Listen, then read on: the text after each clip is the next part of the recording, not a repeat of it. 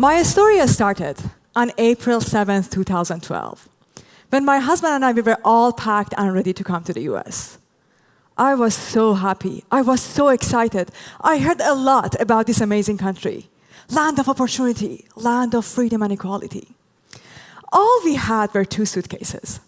One suitcase full of hope, passion, and dream for a better future. And a second suitcase full of photos, books, souvenirs, anything that reminded us of our motherland.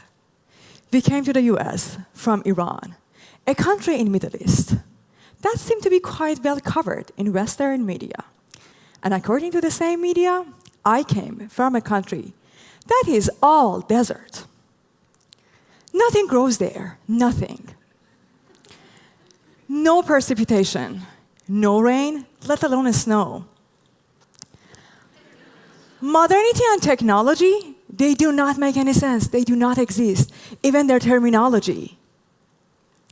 The good things about it, though, we have no traffic, as of course we go around on camels. And women like me, we have 0 rights, covered from head to toes. No education, no social life. Culturally and religiously oppressed. All the pictures you just saw are photos from an exhibition called Iran Beyond Politics, or Iran Faraye Siyasat, a 12-day display that attracted more than 600 visitors. And today, I'm here on this stage to share with you what motivated me to curate this work and what is the idea behind this exhibition. We came to Purdue University to start our graduate studies, and I ended up working in one of the best labs. Everything seemed good and to be going according to the plan. But one day, I noticed that something is changing. Actually, something in me was changing. That moment started the first chapter of this story. I realized that when I introduced myself as an Iranian, I received 3 main reactions. The first reaction goes like this. So, where are you from? From Iran? Excuse me, where? Iran? Oh, cool. End of the conversation. They had no clue about Iran. I think that was okay at that time. The second group, they would go like this. After I introduced myself and my nationality, they would pause, think, and say, oh, you mean Iran, right? Again, it was the end of the conversation.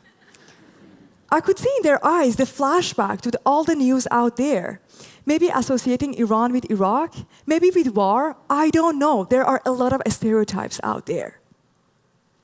And we never get into deeper conversation because they already knew about Iran. They didn't need another story. And the third and my favorite group, they would react like this. So you're Persian. My grandpa has a Persian carpet. My aunt has this beautiful Persian cat. I have a new friend from Tehran. Maybe you know her. Or, do you know how to cook? I love Persian food with saffron. And I learned, it's better to be Persian rather than Iranian. Although both of them are the same, but Persian has more positive connotation. And the reason I really like the third group, because I could be myself. They would not doubt me when I was talking about my memories, when I was talking about my experiences back home. About the same time, I made a new friend, Amandine from Paris. And she's one of my best friends today. When she introduced herself as French, I found out, oh my God, people love France. It's wine, it's cheese, whatever associated with France. It didn't matter. It was so interesting to see their effort in digging out those vocabulary they learned in high school, just to start a conversation. So different from my experience. Sometimes when we were speaking French, after she introduced herself and her nationality, I'd keep silent. And by being silent, I was taken as French too. And it felt good. It felt really good to share the credit, the reflected glory, to see people's excitement and shimmering lights in their eyes. It happened several times. And I found that despite the fact that I really like those moments, I'm carrying this feeling of guilt, embarrassment, disappointment. What was I doing?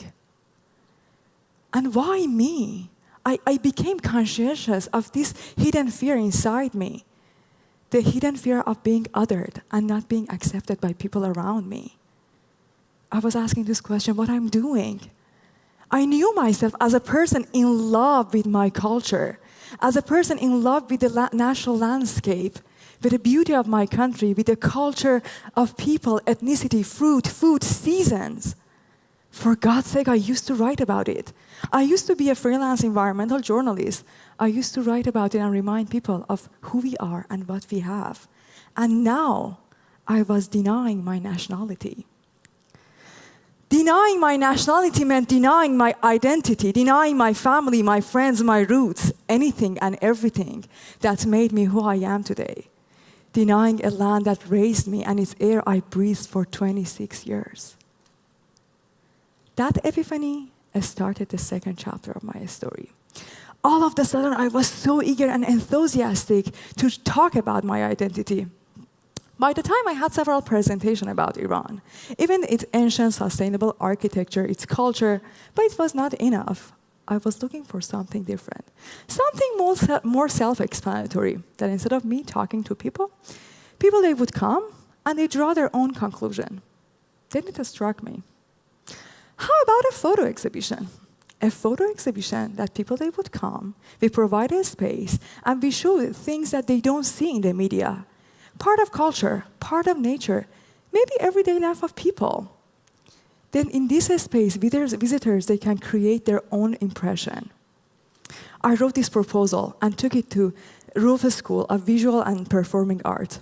The gallery coordinator was so excited. She asked me, "So are you a photographer?" No, I was not. Do you have any sample photo? No. Have you ever had an experience of setting up a photo exhibition? About that? No. But it was not the end of the story. I was not a photographer, but I had a lot of photographer friends. So I contacted them, and finally I located a friend. An editor of a well-regarded journal. The name of the journal was My Motherland, or Sarzamin Man. I was amazed by their archive. More than 22,000 photos over 6 years of their work. And the editor told me that in their tour in other countries, the journal has been called National Geographic of Iran. For having an everyday life of people, we needed a street photography. We reached out to other photographers. And even bloggers that they had good photos of Iran. Lastly, we invited everyone who had a photo of Iran to share it in social media through #IranBeyondPolitics. In my mind, everything was simple. We had all these photos. They provide a photo. We are in charge of the rest. We needed a space. We have photos. We print and frame them. Now we have a photo exhibition. But the reality was totally different. So much work, so much collaboration, communication, and of course, miscommunication. I needed help, lots of help. I reached out to nearly all my friends. And you know, in grad school, nobody has time. But if you have a good story to tell, people would like to help. I had lots of help. A group working on reception day, preparing Persian snacks, of course with saffron.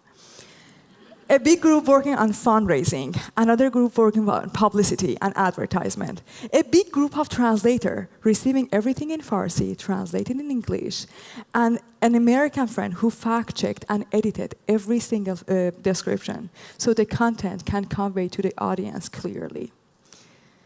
Finally, it was there, Iran Beyond Politics, the photo exhibition. Nearly 50 photos with description in Farsi and English, and a small map that shows that where the photo was taken. 600 people showed up, including individuals, groups, students of classes like history, political science, architecture.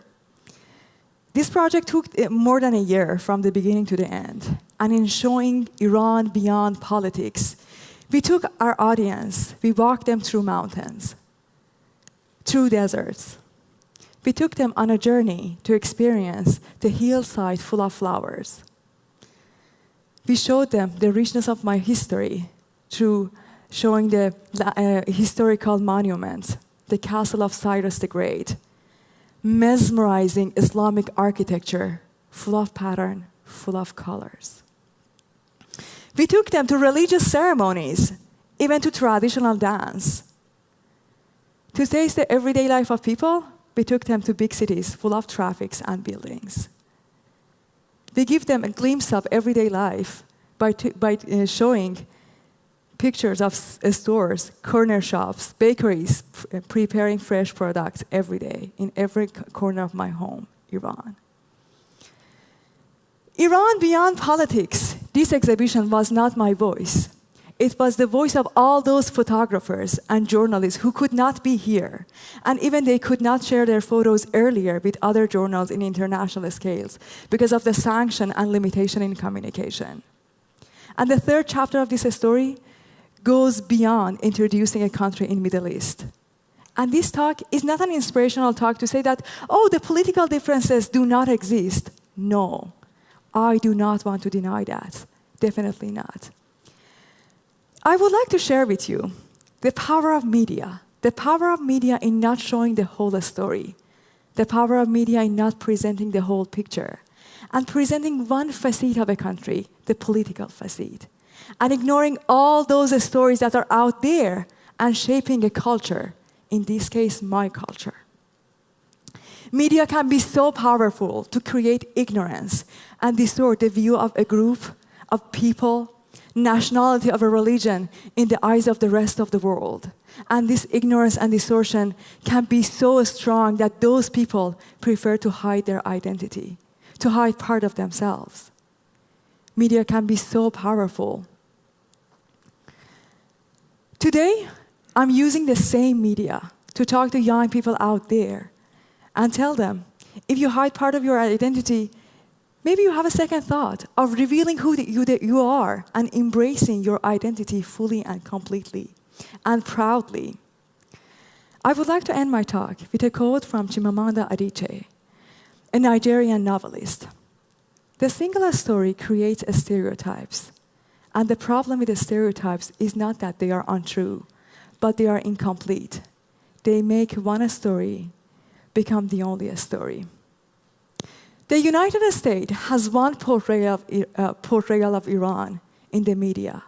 And with this exhibition, we would like not to negate that portrayal, but to supplement it with rich history, intelligent people, and magnificent geography of my home, Iran. And today I'm here on this stage, 4 years after my arrival in US. And if you ask me who I am, I will say proudly, I'm Maryam from Iran. Thank you.